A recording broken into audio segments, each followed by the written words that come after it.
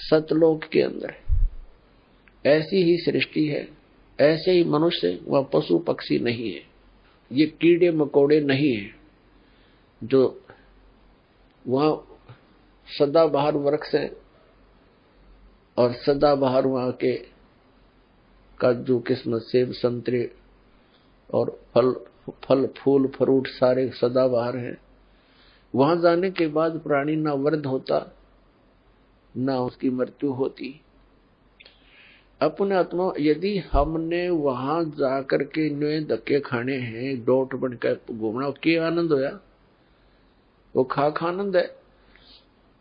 मोक्ष का अर्थ होता है वो जिसके ऊपर जैसे कोई बंधन में ना हो। हम यहाँ कर्मों के बंधन से बंधे हुए हैं, वहां कर्म नहीं है। निष्कर्म में मोक्ष प्राप्त होता है, बिना किए प्राप्त होती हैं सब सुविधाएं, उसको निष्कर्म में मुक्ति मानते हैं। तो वहां जाने के बाद देखो, आप देखते हैं प्रत्येक व्यक्ति चाहता है काम थोड़ा करूं, ना करूं तो घना बढ़िया और सुविधा सारी हो। तो ये हमने कहा, यह आभास कहां से हुआ? क्योंकि हम ऐसे स्थान पर रहते थे, वहां हमने काम तो करना ही नहीं पड़ा था, सुविधा नरी थी, आगे पड़ी रही थी। फिर दूसरा, कोई बूढ़ा होना नहीं चाहता, वृद्ध अवस्था को कति पसंद नहीं करते, यानी 80 साल तक भी बाल काले करते रहे हैं और दांत कृत्रिम टडवाए ले हैं, और कुछ थोड़ी बहुत सेहत बूढ़ा सा ना दिखो है, और फिर मृत्यु कोई नहीं चाहता। और दोनों कंपलसरी, ये तो यहाँ का यूनिवर्सल ट्रूथ है, हार्ड एंड फास्ट रूल है। तो इसका कि वृद्ध भी होगा और मृत्यु भी होगी, और हम दोनों पसंद नहीं करते, दोनों कंपलसरी होंगी यहाँ पर। इसी प्रकार कोई काम करना नहीं चाहता, हम उच्च शिक्षा किस लिए प्राप्त करते हैं कि हम कुर्सी पर बैठे दफ्तर के नीचे, नौकर हों, घंटी बजाएं, पानी पिलाओ, चाय लाओ, काम कुछ नहीं करना पड़े, तनख्वाह मिला गणी ठाठ से रहे। तो ये हमारी प्रवृत्ति जो यहाँ हम एक नकल कर रहे हैं, एक लकीर पीट रहे हैं सतलोक के उस सुख को भूल कर, उसको छोड़कर, और वो वहीं प्राप्त हो सकती है बबूल के पेड़ पर। यदि कोई आम खोज रहा है बबूल के वन में और वहां कोई आम ढूंढ रहा है, उस जैसा मूर्ख नहीं। तो हम इस बबूल के वन में, इस काल के लोक में, और वो सुख खोज रहे हैं सतलोक वाले। यहाँ के स्वर्ग महास्वर्ग में भी वो सुख नहीं है। तो वो बातें परमात्मा ने हमें याद दिलाई हैं। तो प्रसंग चल रहा है कि सतलोक के अंदर आपको मनुष्य शरीर मिलेगा। वहां 3 पोर्शन है सतलोक के। जैसे अपनी कैपिटल है, राजधानी है दिल्ली, और दिल्ली एक स्टेट भी है। तो दिल्ली का जो बाह्य दिल्ली है, ग्रामीण क्षेत्र है जो, वो तो समझो बाहर की दिल्ली। फिर बीच का बाजार आ गया, और फिर प्रधानमंत्री यानी अपना सेक्रेटरीट जो राजधानी स्थल है। ऐसे ही वहां का विभाजन है। तो बाह्य जो क्षेत्र है कति बाहर के साइड का सतलोक का, उसमें बाग बगीचे, फल, झरने, नदियां बह रही है। उसके नेक्स्ट जो सेकंड पोर्शन है, उसके अंदर पूरे आपके बहुत सुंदर सुंदर महल बने हुए जो खाली पड़े हैं, जहां से आप आए हो छोड़कर। एक एक परिवार का पूरा द्वीप है। जैसे आप किसी भी अधिकारी, कर्मचारी या पैसे वाले सेठ के मकान को देखोगे, वो क्या बनाता है? बड़ी कोठी हो, एक अच्छा आगे आंगन हो, लान जिसे बोलते हैं, और उसके अंदर फल फ्रूटों के पौधे पादे लगे हो, बगीची बनी हो, झरना लगा रखा हो, तालाब हो। इस तरह की हम सुविधा खोजते हैं।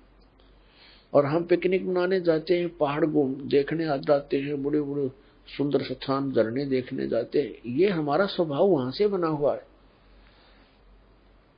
और यहाँ तो हम जाते हैं, वहां जेब कटवा कर आ जाते हैं, 10,000 रुपए ले गए कुल्लू और मनाली मई जून जुलाई में,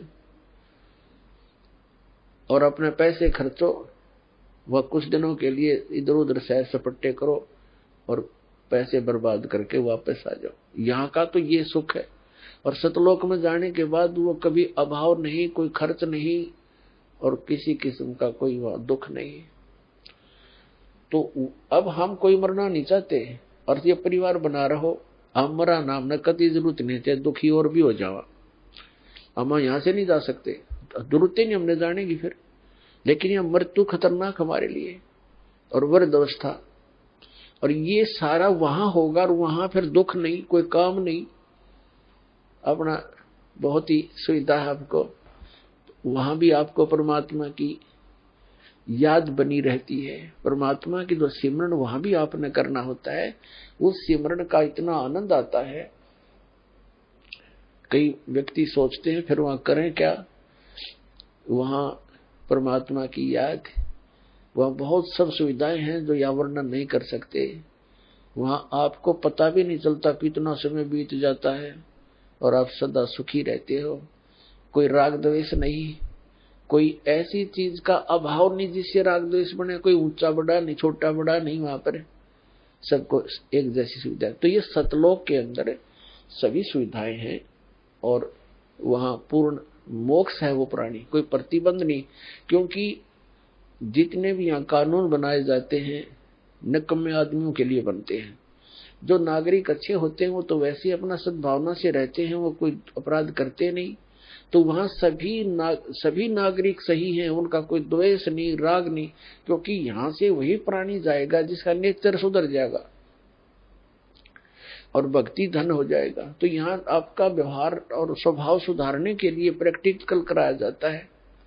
तो आप यहाँ आते हो सत्संग में, आप यहाँ आकर के एक तो ज्ञान सुनते हो, ज्ञान सुनो, फिर ज्ञान के ऊपर उसके अमल करो कि जो वचन कहे जाते हैं ये किसी डूम बाट के गीत नहीं, ये परमात्मा का दिया हुआ मार्ग है, परमात्मा के दिए हुए वचन है, ज्ञान है। और आप यहाँ आए किस उद्देश्य से हो इतनी दूर, आप ज्ञान सुन के उस पर प्रैक्टिकल करें, उसको अपने उसको अंजाम में लाए, उसके ऊपर उस गाइडलाइन पर चलें। अब जैसे यहाँ आते हो आप, यहीं से अपने आप को सुधारना शुरू करो।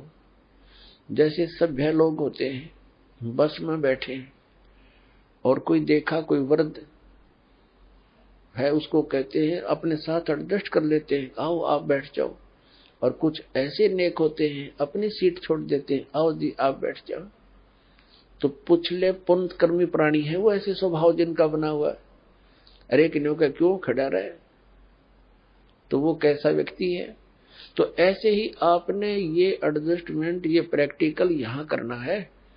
किसी चीज की कोई अभाव हो भी जाए तो उसमें ज्यादा व्याकुल नहीं हो, अपने आप को एडजस्ट करना सीखे, एक दूसरे को अपने साथ सेट करके अपना टाइम ऐसा बढ़िया बिताओ। 3-4 दिन यहाँ रहो इतने। तो इसी प्रकार हम यहाँ उन्हीं को वहां जाएगा जिसका स्वभाव भी बदलेगा और आपका अंदर अभिमान कम हो जाएगा। अभिमानी प्राणी वहां नहीं जा सकता। तो यहाँ से आपको बिल्कुल सुधार के और भक्ति से परिपूर्ण करके तो वहां भेजा जाएगा। तो वो व्यक्ति फिर वहां जाकर एक सभ्य समाज बन जाएगा। वहां विकार होते ही नहीं, क्योंकि वो शरीर ऐसा नहीं है, वहां विकार नहीं। तो कहने का भाव ये है कि वहां जाकर के हमने वो सब सुख प्राप्त होंगे।